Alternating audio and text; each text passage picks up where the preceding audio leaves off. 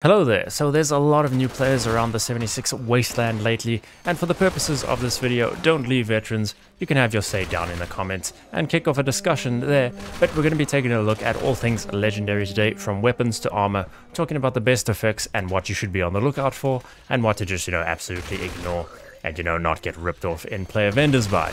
So as of this recording, there's currently 3-star legendaries. Hopefully one day we shall see those last 2 stars used, but until then, we got the 3 stars. But over to weapons first. Kicking things off, there's definitely quite a few effects here, but only a handful that I'd really ever be looking out for besides some very specific, use cases or examples.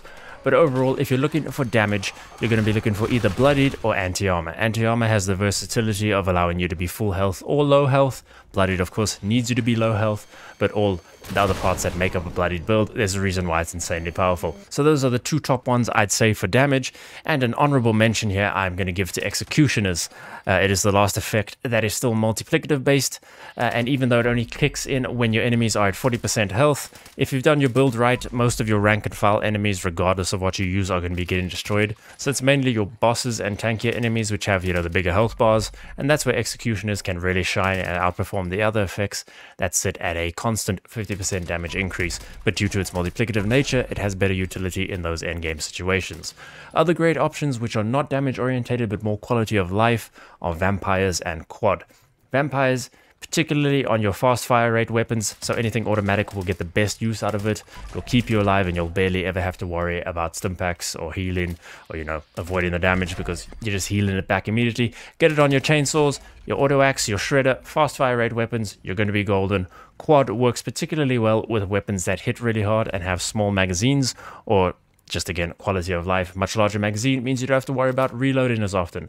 And for DPS, depending on your other effects and the weapon, can actually be very good in terms of overall damage output, because you're just keeping up that constant fire much longer without interruption. So to recap, bloodied, anti-armor, vampires, quad, honorable mention I'm going to give to Executioners. Those are the legendary effects I'd keep an eye out for as the 1st star on your weapons. Effects that I'd say avoid at all costs would be Stalkers, Berserkers, because for most players that's a very specific build and playstyle and one that honestly needs a buff, and I'd also say Suppressors, so reduce your target's damage output by 25%.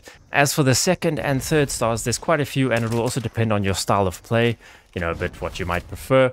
But if you like using VATS, then stuff like 50% VATS hit chance is great, VATS crits doing 50% more damage, or even replenish AP on kills are going to be great options to go for. If you're looking for just more basic damage output, then explosive bullets or 25% faster fire rate is also going to be a great option. 25% damage while aiming is also great if you don't like using VATS, for example. So again, depending on your style, there's options that you can go for and that might have value depending on which, if you're going for VATS, if you're not going for VATS. On your melee weapons, there's less choice here, which is actually a good thing in a way, but faster swing speed, more power attack damage, especially on your automatic melee weapons, is awesome because your automatic melee weapons are always considered to be power attacking. The only ones I'd really avoid here are the blocking ones. Blocking is just kind of useless, so don't really go for those. For the 3rd star, nothing groundbreakingly important here, but some useful stuff. You can get more VATS options here, so those are like your VATS crit meter fills 15% faster, 25% less AP cost in VATS, faster reload, and 90% reduced weight are also great, especially on your heavy weapons. For melee, I'd look out for taking 40% less damage while power attacking, particularly pair that with the power attack from your 2nd star, works well, or just something simple like +1 strength.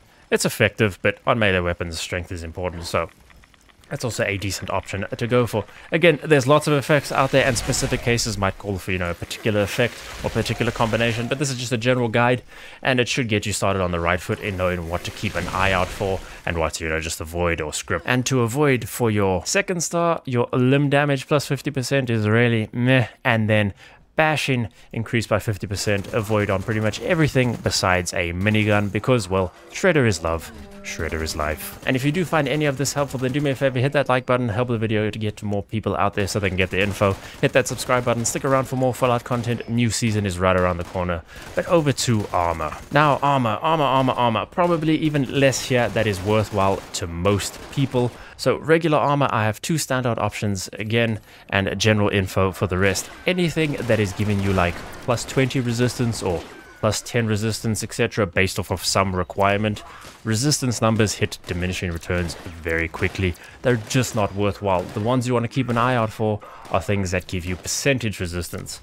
Now, the two options, or at least my two options, is Unyielding and Overeaters. Unyielding works specifically with your bloodied builds. It boosts your stats, which massively changes how the game is for you. Your XP, all of your special is just boosted. It's a great effect to go for. And Overeaters is percentage-based damage reduction based on your hunger and thirst meters. So yeah, you have to keep yourself fed and hydrated, but it is well worth it for the damage reduction. It works both at high and low health. But then your other random ones, like your 15% less damage from specific enemy type X, are good. You can get, reduction if you're going to be facing robots or scorched. You can mix and match a set. First star on armor, really a bit lackluster. Second and third star, arguably way more important, but just don't waste time with stuff like mutants or bolstering or vanguards. They're just not good. So if you don't want to keep yourself fed, then go for the 15% specific reduction ones. If you're going bloodied, Unyielding is the only answer there, and go for basically. But Overeaters is also an insanely powerful option that you can go for. As for your second star, you're going to be looking for two things basically. Increased AP refresh speed, which is awesome, and since recent times in the game, I'm also going to be given a golden star to receive 7% less explosive damage, especially in some daily ops modifiers, and with those mutations making their way into public events next season, I think this one is a bit overlooked. Explosions are hitting pretty hard nowadays, so the percentage reduction there is definitely worthwhile, so keep an eye out for that star. Third star, the usual go-to, is usually like your weapon weight reduction, or your general weight reductions, but specifically weapon weight reduction. But if you're sneaking, then become harder to detect while sneaking is great. A 75% chance to reduce damage while sprinting by 15%, or while standing still is again a great option because percent reduction based. In terms of power armor, there's less that matters here, so I'd say again the exact same options besides Unyielding, because unfortunately you can't get Unyielding on power armor. The second and third star the same, except you don't really sneak in power armor, so don't worry about the sneak option. Just go for the weight reduction basically. But hopefully this gives you a bit of a better idea about what to look out for. Again, specific builds and cases will have the need of one of the other effects sometimes. And I'm sure there'll be people screaming at me, why didn't you include instigating or junkies or two-shot? And again, there are other good options out there, but a lot of those are more specific and unique. Two-shot isn't what it used to be since it's nerf. Instigating can be great on hard-hitting rifles, but after the first shot, it's useless. And junkies, again, a very specific build, much like berserkers.